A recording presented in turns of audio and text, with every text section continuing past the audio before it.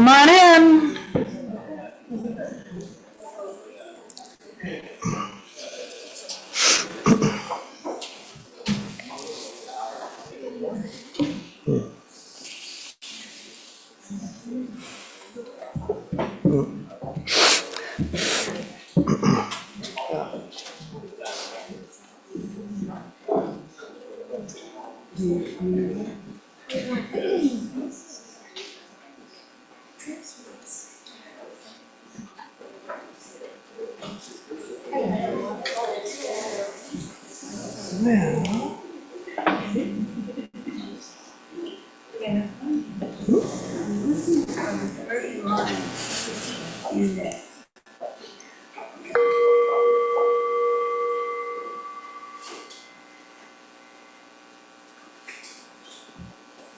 Good morning. This beautiful morning.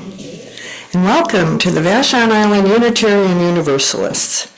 My name is Mary Van Ganner, and I will be your service leader today. If you are visiting, please participate as you feel comfortable.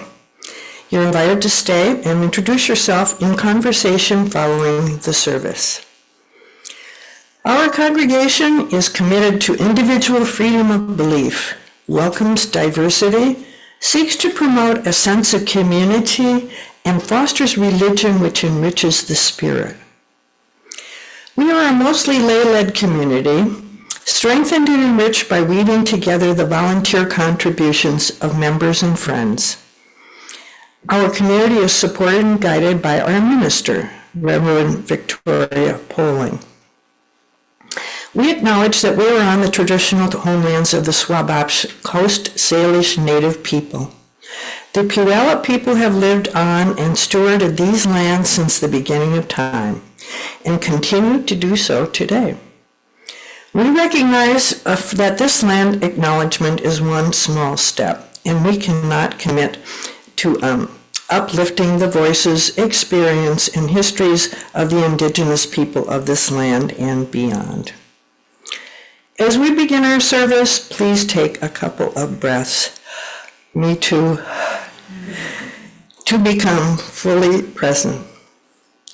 Relax and bring your attention into this moment of communal reflection and sharing. I'd like to invite Craig Hull to light our chalice and share our chalice lighting reading.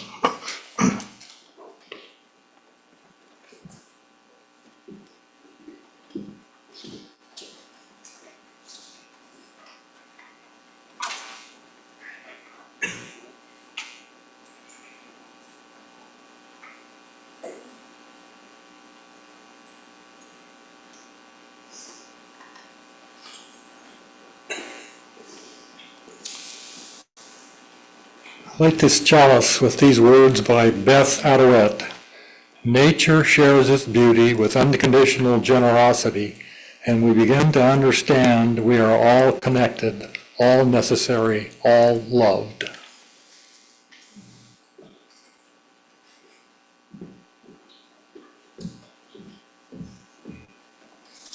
Thank you. I'd now like to introduce our guest speaker, Reverend Jennifer DeBusque Alvear. Reverend Jennifer is an ordained Unitarian Universalist minister whose unique call is to expand the welcome table of hospitality, inclusion, and liberation. To this end, she cultivates positive relationships with community organizations and diverse faith traditions, actively engaged in the healing work of bridge building and social change. In particular, she advocates for accessibility and inclusion for brain injury survivors and those who identify as neurodivergent. Reverend Jennifer received her Master Divinity degree at Starr King School for Ministry in Berkeley, California. She currently lives with her family on the indigenous land of the Duwamish people known as Seattle, Washington. Reverend Jennifer, would you, you gonna do the opening reading? Okay. Thank you, Mary. Good morning and welcome. I took the ferry here and rose with the rising sun, and I'm so grateful to be here. Thank you. Well, in that spirit, I wanted to share this prayer. It's called Earth Teach Me, an Indigenous Ute prayer. Earth, teach me stillness as the grasses are stilled with light.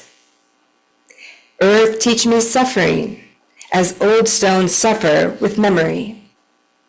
Earth, teach me humility as blossoms are humbled with beginning. Earth, teach me caring as the mother who secures her young. Earth, teach me courage as the trees which stand all alone. Earth, teach me limitation as the ant which crawls on the ground. Earth, teach me freedom as this eagle which soars in the sky. Earth, teach me resignation as the leaves which die in the fall. Earth, teach me regeneration as a seed which rises in the spring. Earth, teach me to forget myself as melted snow forgets its life. Earth, teach me to remember kindness as dry fields weep with rain. And now we have our first hymn, Blue Boat Home, hymn 1064. And please join us. I think that was yours, Mary, but thank you. Enjoy.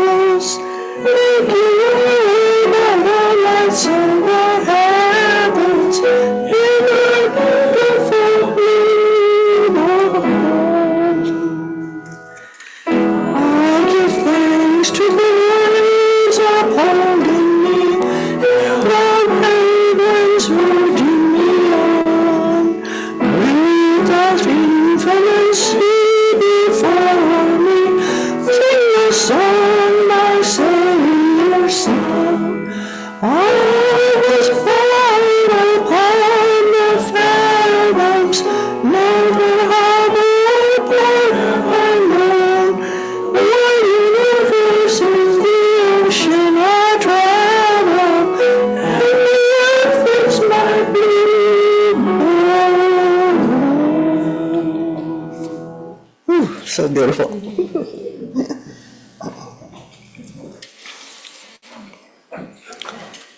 Okay. Thank you, Reverend Jennifer, for your thoughtful opening words. Let's hold a moment of contemplation and worship. Worship, an Old English word that means to consider things of worth in a generous and abundant silence.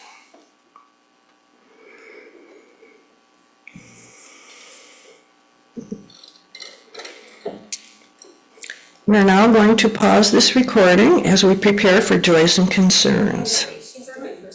Pardon me? Oh, that's yours? Go ahead. Happy to whenever the time feels right. Oh. You can be Quaker as the spirit moves you, Quaker style. It's reverse Mary timing-wise. I'm happy. Reverse the timing. I don't understand what you're saying. So I think joys and sorrows come after the sermon. Is that how we? Oh. Yeah. So I'm sorry. This is But I'm happy to be joyful. it's your turn. I just have a few words to share. Yeah, before okay. that. There's nothing here.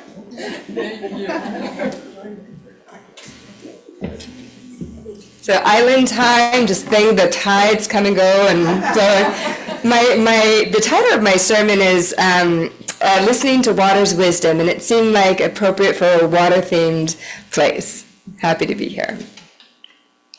And bless Dennis with the slides, and we'll see how that goes too. So as we honor Earth Day, or Earth Month, and celebrating Earth Day always, I want to share with you a story grounded in the natural world. In April 2021, I embarked on a year-long eco-theology certificate program called Seminary of the Wild Earth. Its purpose was designed to engage us in rewilding what has been tamed and domesticated in ecology and religion, as well as in our own psyches. Let me unpack this a bit for you. Imagine yourself becoming an apprentice to nature.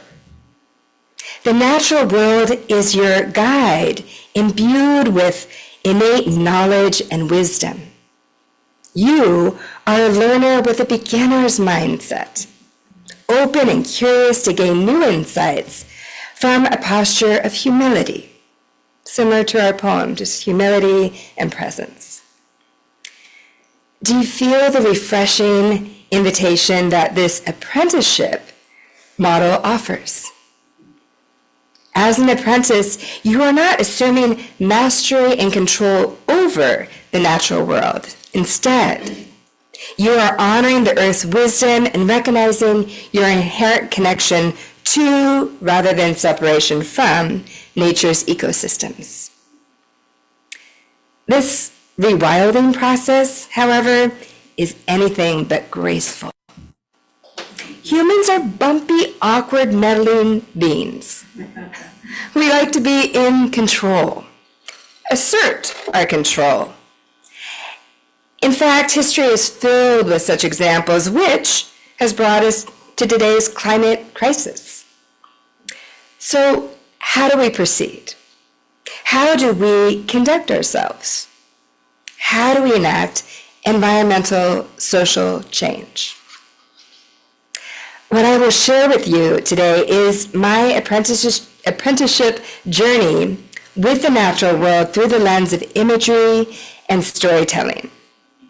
I will also highlight how each of the 4 seasons has shaped my unfolding relationship with nature and its impact on my faith. Like any relationship, it takes time to get acquainted, build trust, and find one's rhythm with nature. Yet I couldn't imagine a better season than spring for new beginnings. So I stepped out of my home early in the spring morning and meandered along a wooded path leading towards Lake Washington. Mount Rainier, so I think this would be a good slide time if that works with the technology. Otherwise, we can use our imaginations. We'll see how it goes.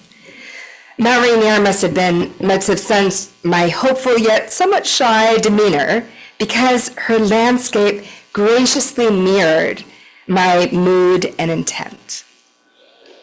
She greeted me with calm water and soft lighting, I felt soothed and eased by her gentleness. And we can gently imagine Mount Rainier, a little bit soft and shades and water. And we're just going to kind of roll with it and see how things go.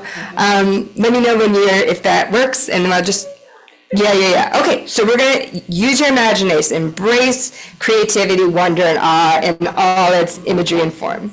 Next, I found myself before a stump with moss, ferns, and ivy growing out of her trunk. I peered around the corner and noticed her roots pulled up from the earth. I recall that fallen trees are often referred to as nurse logs. According to an environmental site called American Forests, nurse logs provide ecological facilitation as they decay, offering seedlings shade, nutrients, water, and protection from disease, making way for a new generation. I marveled at this nurse log's unique gift of generativity and transformation. Further down my path, I came to a shallow, pebble-strewn alcove nestled between two shrubs. I chose this intimate, watery habitat as my daily meditation sit spot. And here's where every morning I was greeted by the lake and the water and the mountains. It was beautiful. As I gradually rose, prepared to return home, I heard a light ringing of what sounded like wind chimes. I followed the sound, peered around a corner, and smiled at the sight. The tinkling sound came from a marina full of boats. You might be familiar with a few of those here. They rang like an outdoor cathedral, perhaps a blessing of the bells. This communion with nature is a funny sort of thing. Everything is right there before us. The marina's outdoor cathedral bells, the nurse log's gift of generativity and transformation. Mystery itself isn't so much hidden and secretive. It's just that Western civilization conditions us to believe that we are separate from nature rather than intimately connected to it. Consequently, we have not learned to attune our senses to the natural world and read her landscapes and language. This is the work of repairing and healing this artificial human-nature divide that is harming our environment due to our lack of awareness, resulting in our lack of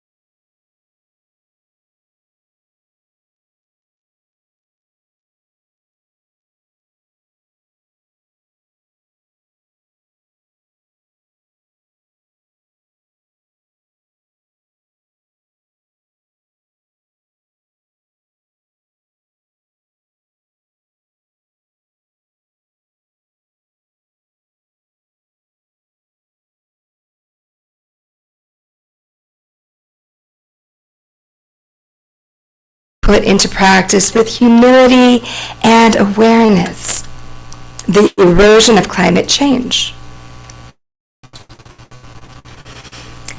I held this visual landscape in my mind's eye, accompanied by its ecological heartache. For 3 days, I paddled down the Missouri River, some days as many as 21 miles down the river. I spent this time listening, observing, pondering. I felt my way through these penetrating questions against Montana's big sky country. This embodied experience helped me cultivate an intimate relationship with water. It moved me into an interior space where I experienced beauty, longing, grief, and love all at once. Water is just so changeable and uncertain and wondrous, so much there. Summer gave way to autumn. I returned home feeling inspired, engaged, and curious. I wanted to embody this lesson I learned from Montana's river trip and adapt them to my own local habitat in Seattle. Therefore, in where I am in Seattle, Washington, Cascadia is my bioregion and Cedar River is my watershed. Early one morning at sunrise, I spotted a team of rowers along Lake Washington. I did see some people rowing around here in kayaks. Once again, I experienced that wild calling to connect myself directly to water with a kind of intimacy that I felt while canoeing down the Missouri River. Okay, we're going to just do story slides. So this is the canoeing here, there, and then just some beautiful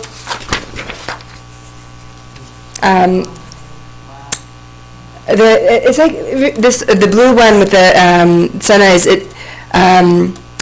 Starry Night. You know, that's what reminds me of that, and just being directly on the water was amazing.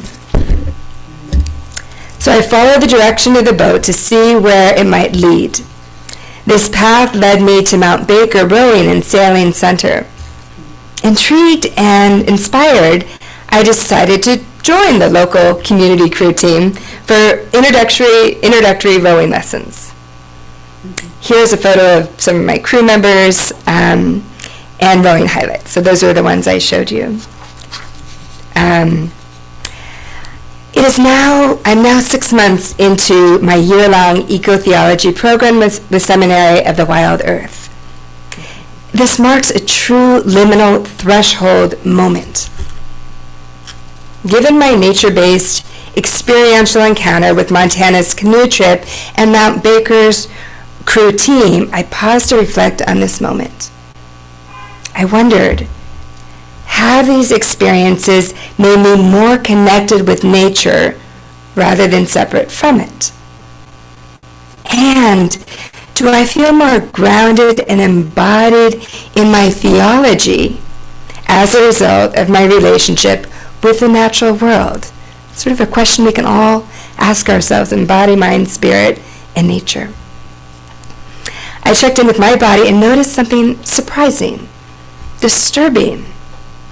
The more intimately engaged and connected I felt with the natural world simultaneously, I felt more unsettled, off-center. The sense of disequilibrium is further heightened by devastating climate change and mourning the loss of our biodiversity.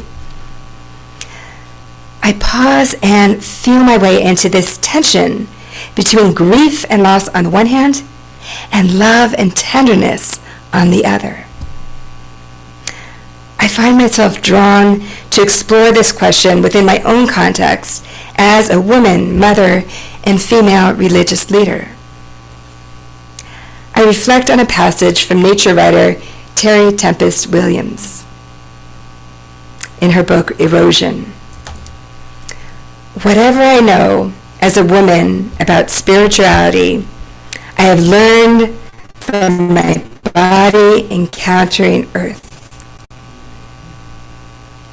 Soul and soil are not separate. Neither are wind and spirit, nor water and tears. We are eroding and evolving at once, like the red rock landscape before us. My grief is my love, and my love will be my undoing. Kind of a koan, a riddle.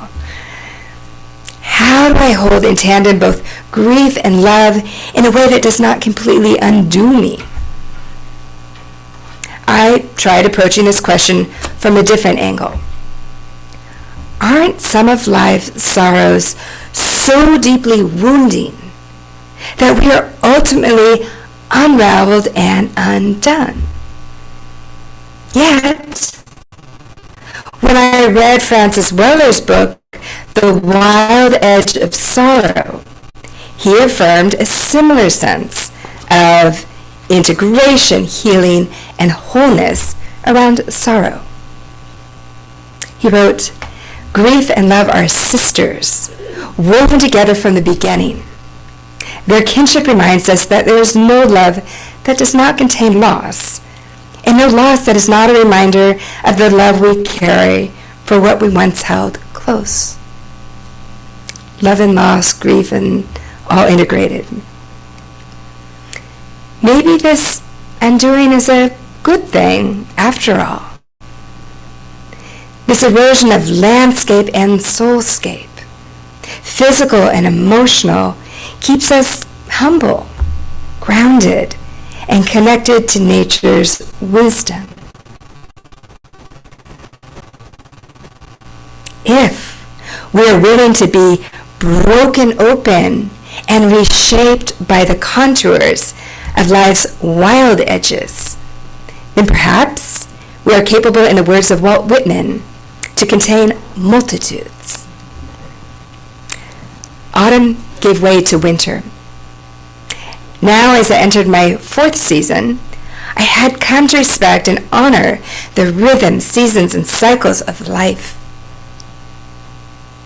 This process deepened my understanding of the inextricable connection between grief and love. But nothing prepared me for what would come next. In early December, my cohort member and friend, Diane, shared devastating family news. Her 28-year-old son, Cameron, died from a tragic rock climbing accident. I felt grief-stricken, numb, and at a loss for words. Yet Diane, a newly bereaved mother, found the words she needed to express her grief.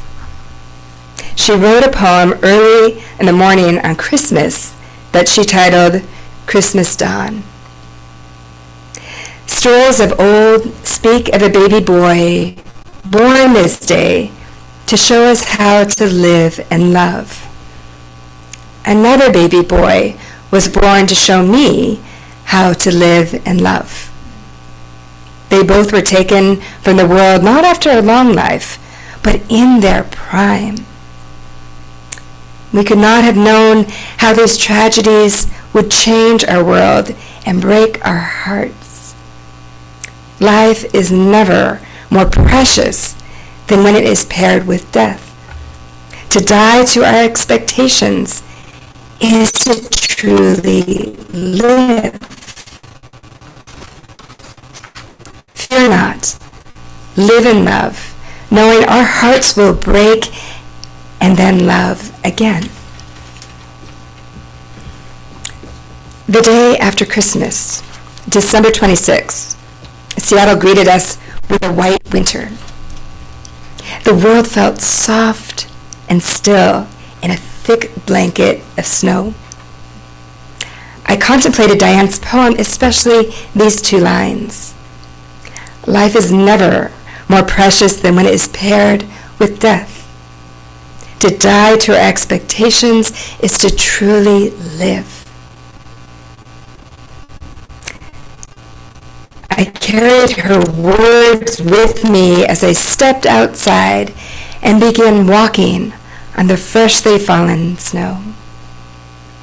Instinctively, I placed my gloved hand onto the snow-covered nurse log as a way to connect my human body with nature's touch. This nurse log once lived a life of a towering, majestic tree. Some form of death befell her, and yet she continued to birth new life in her altered form. Transformation is possible even in the face of death. Next, I crossed over the snow-covered bridge through the woods that opened out onto the hillside and the lake.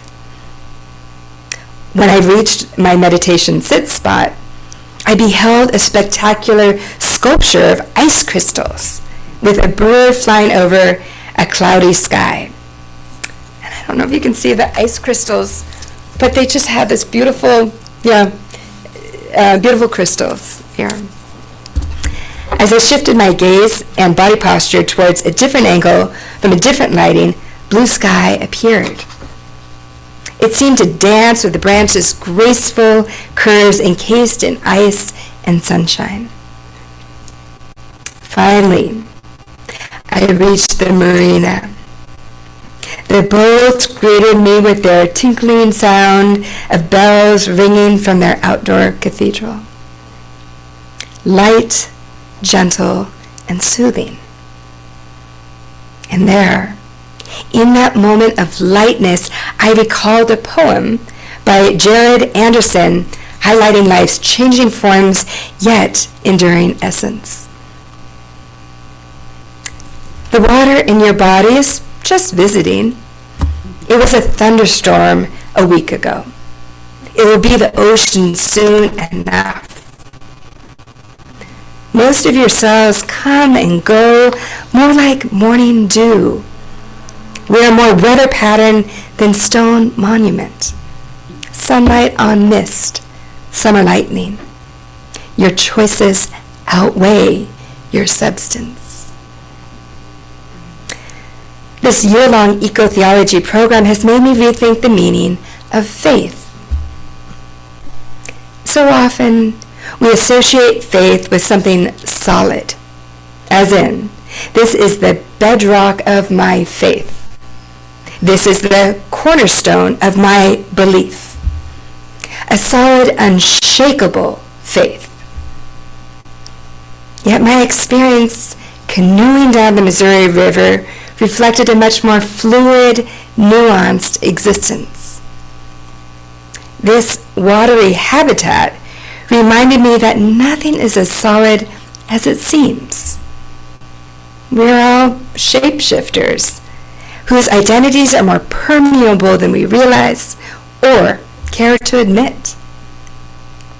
There's a wild edge here. But this wild, untamed element is what makes me feel most alive. What is often asked of religion is this: what do you believe in? What is frequently expected is some sort of a creed-based response. However, I don't believe this traditional Q&A gets to the heart of what truly matters. Instead, I propose reframing the question in these words: what do you pay attention to? Specifically, what nature-based practices do you engage in to help you remember and honor your innate belonging to the earth and creation? How do you attune your senses to read nature's landscape and language, leading to greater awareness and accountability towards caring for the environment? Life is dynamic, not static. As Mary Oliver expresses it in her poem, a summer's day. I don't know exactly what a prayer is. I do know how to pay attention. Traveling these 4 seasons of nature and faith has affirmed for me this truth. Taoist philosopher Lao Tzu was right. Nothing in the world is as soft and yielding as water. Yet for dissolving the hard and inflexible, nothing can surpass it. May we stay soft and flexible in caring for the earth as well as caring for each other. And in the face of ecological heartache, may water's wisdom remind us that we contain multitudes. We are more fluid and permeable than we realize. Grief and love will test our wild edges. But if we humbly yield to water's currents, then we will be blessed by its rewilding nature, transforming our tame, domesticated selves into our grace-filled, wild selves. This is my prayer. May it be so.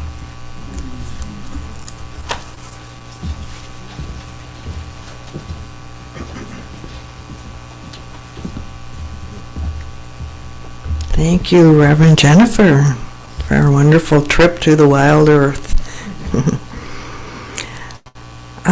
We're now going to pause the recording as we prepare for joys and concerns.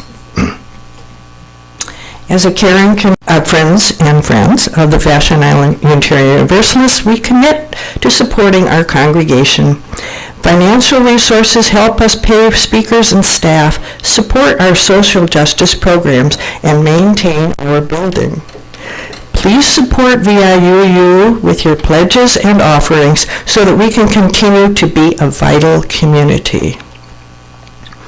Our congregation engages beyond our walls for peace, social and economic justice, freedom of belief, and protection of our planet and its inhabitants. Once a month, we contribute the financial offering to a regional, national, or international organization that aligns with our values. This week's offering supports our beloved VIUU community. As we receive our offering, please join in singing, "We Give Thanks." The words are printed on the back of the laminated order of service and are on the inside of the gray hymnal.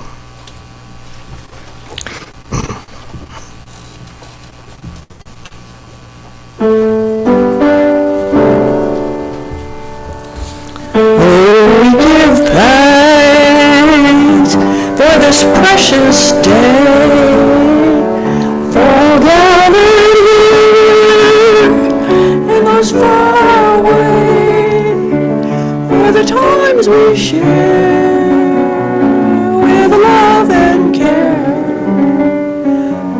We give thanks for this precious day. Give thanks for this precious day, for all gathered here and those far away, for the times we share with love and care. Oh, we give thanks for this precious day.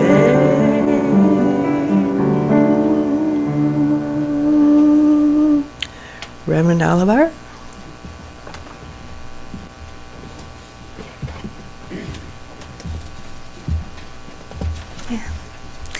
A beloved community indeed. What a wonderful sharing of people's joys and sorrows and just being held, knowing that we're not alone. For our closing reading, I'd like to share this from Thomas Berry. We see quite clearly that what happens to the non-human happens to the human.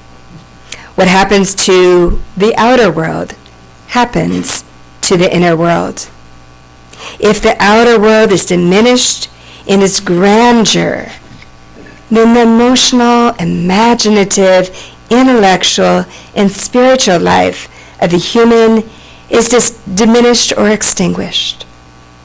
Without the soaring birds, the great forests, the sounds and coloration of the insects, the free-flowing streams, the flowering fields, the sight of the clouds by day and the stars by night, we become impoverished in all that makes us human.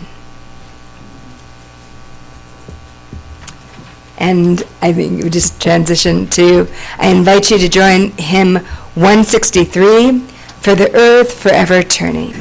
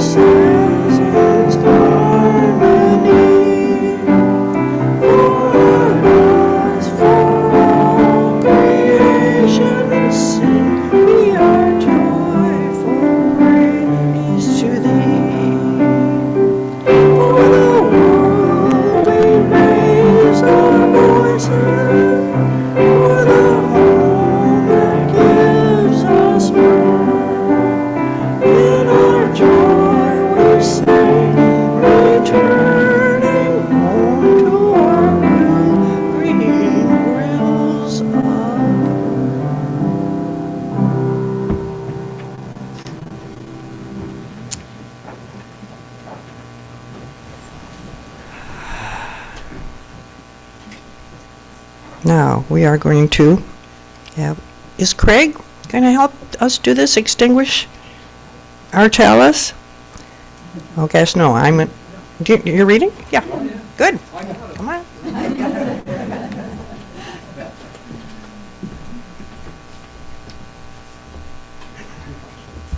We extinguish our chalice with these words by Howard Thurman. Look well to the growing edge. All around us, worlds are dying and new worlds are being born. All around us, life is dying and life is being born. The fruit ripens on the tree. The roots are silently at work in the darkness of the earth against the time when there shall be new leaves, fresh blossoms, green fruit, such is the growing edge.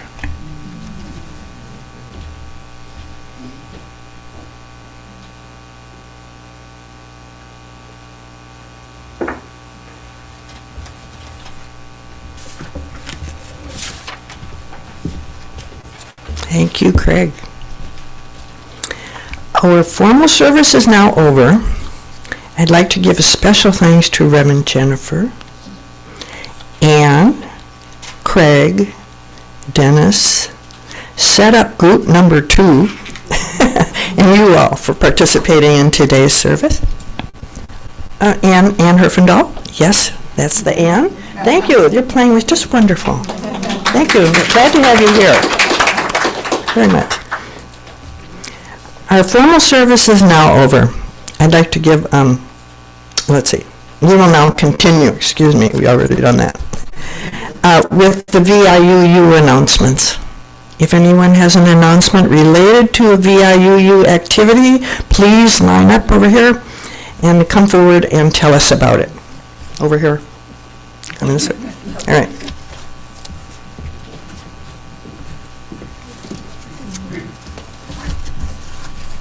The book club book for this month has been Bittersweet, How Sorrow and Losing Makes Us Whole by Susan Cain, and we'll be discussing this on 4/21.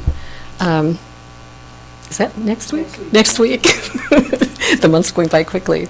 The book after that was going to be in May, but on May 19th, they're having our annual meeting, so we're going to wait on that, and I think we might, it's on Being Mortal by Atul Gawande, Medicine and What Matters in the End, and it's an amazing book. I've read it, and it's pretty. I thought it might be depressing, but it's really not. It says it's riveting and humane. This remarkable book, which has already changed the national conversation on aging and death, and it shows how the ultimate goal is not a good death, but rather a good life all the way to the end.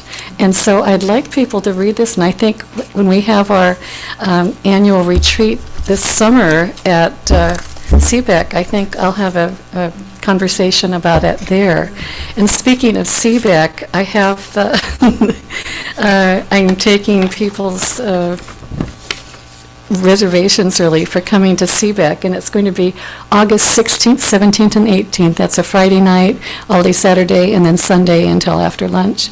So I need to have the names of people, and the first people that get in, I have some I got last week, will get to choose their first choice of rooms. And so I would like a $100 check just to hold your reservation, and then you'd pay the balance when you come in August. And again, those dates are August 16th, 17th, and 18th at CBEC over on Hood Canal. It's a beautiful place. So if you're interested in coming, please let me know so that you can get a nice room there. Thank you very much.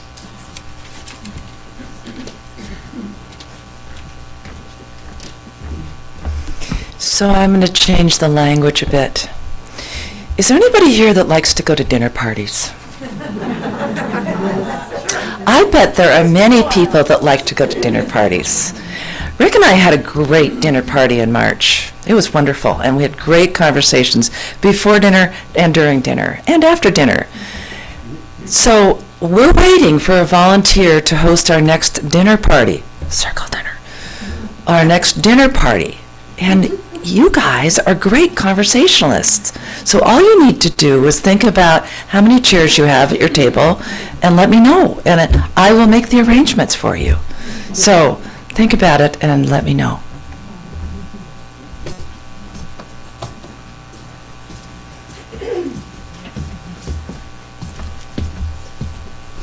I don't have any chairs, and you don't want my cooking, and anyhow, I'll let you walk on the beach, but you can't ask me to cook dinner, please.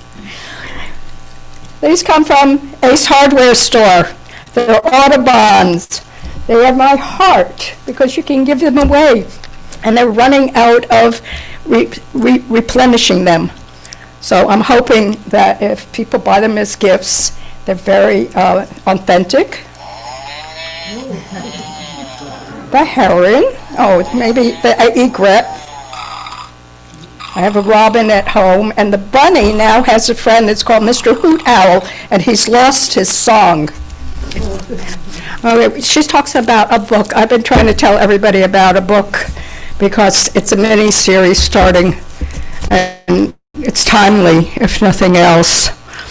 I read this about 5 or 6 years ago, I think, in a paperback, so I can't understand how the library created this sized book, but there we go. What's the title of the book? I can't hear you because I got those things in my ears. What's the title of your book?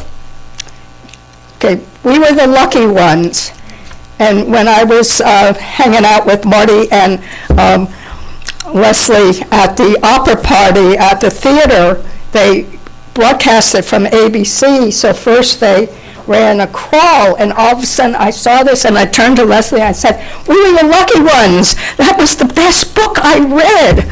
Of course, it isn't an easy book.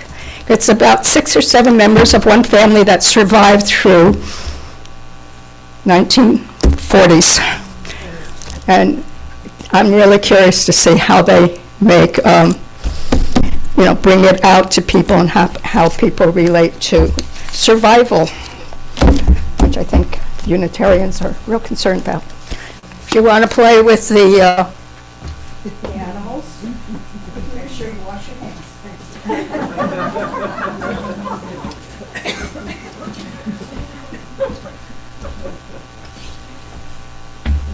Okay, this is Kate. Kirk is still out of town, but I think we'll be back today or tomorrow or thereabouts. So I am giving the pseudo-treasurer's report on the budget. And I do not have access to the mail, so anybody who used snail mail to mail something in the last week, this doesn't reflect it. But we currently, in our electronic pledging system, show $54,000 in pledges. Last year's pledges were $64,000, so we're only about $10,000 below last year.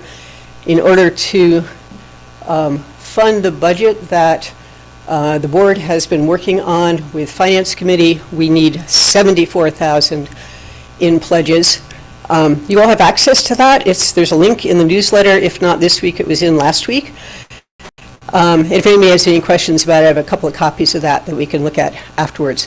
So we're currently running about $20,000 short of what we need to fund the budget. Victoria's contract for next year has not been signed. It would tentatively be in the order of $24,000 for quarter time. So we basically aren't near covering her unless we get rid of the building and Runa and a couple other things. So that's where we're currently standing. We're going to have to wind up the budget drive, I think Kim said, in the next 2 weeks. And then we will have to create a budget based on what we have available to us. So we have it ready for you all to vote on at the annual meeting.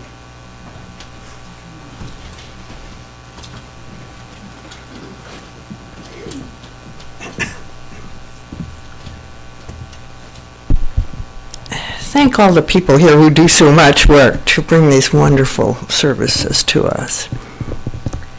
And thank you for everyone who is attending. And let us now send each other off when singing Go Now in Peace. Now in peace, go now in peace. May the spirit of love surround us everywhere, everywhere we may go.